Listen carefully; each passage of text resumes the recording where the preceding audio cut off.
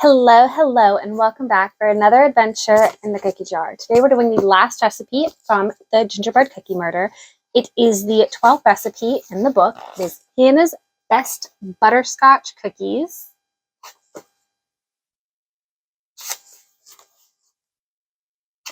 As you can see, there aren't any really notes on this book, but I will say if you have this edition, it actually comes with this super cute recipe card.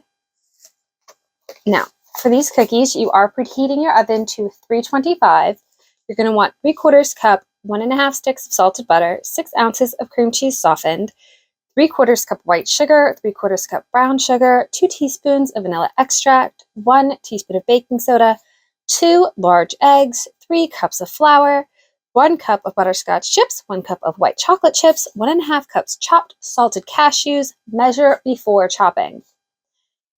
Other than that, it says you can use an electric mixer for this recipe or you can do it by hand. That's your choice.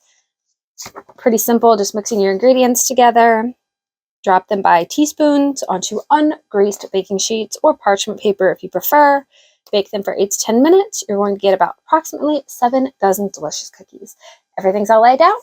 Let's get started. This is everything we are going to need for these butterscotch cookies. Okay, so the first thing we're doing is we're taking our butter and the cream cheese and the sugar, and we are blending them all until they're nice and fluffy. Once you have all of your ingredients in the bowl, just get them a nice mix. To this, we are adding our vanilla and baking soda. Eggs, one at a time. Actually going to try to scrape down the side of the bowl and get the egg off the top.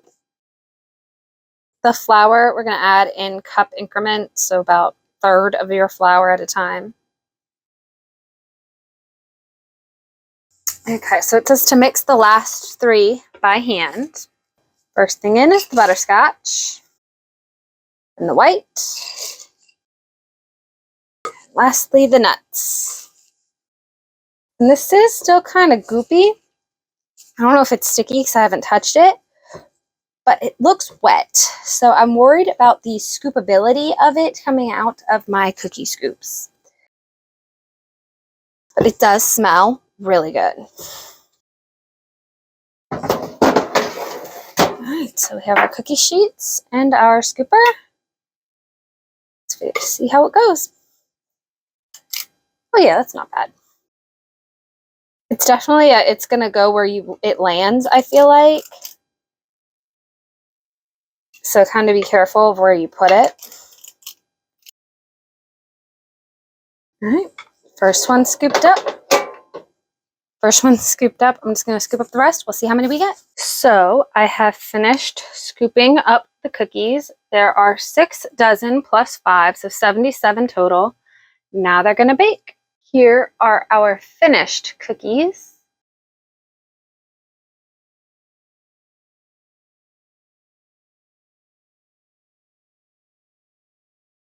So they're a little too sweet for my liking, which I find most things made with white chocolate I do find too sweet. I was hoping the salted cashews would do better at cutting through it, but although it does leave a nice nutty after flavor, it doesn't, like the salt almost added absolutely nothing on the sweetness between the chips, the white sugar, the brown sugar, and the white chocolate. So they are good, just a little on the sweet side. You wouldn't be able to eat very many in one go. They're very heavy on the butterscotch flavor. They're really soft, but also they have a crunch, so that's nice. Other than that, they're not a bad cookie. They didn't take too long to make. You got a decent amount without it being overkill. Next week, we will be starting the Devil's Food Cake Murder. We are keeping on the butterscotch theme. We are making butterscotch bonanza bars. If you are interested in seeing those, join us next week. I hope you have a good one. Bye, guys.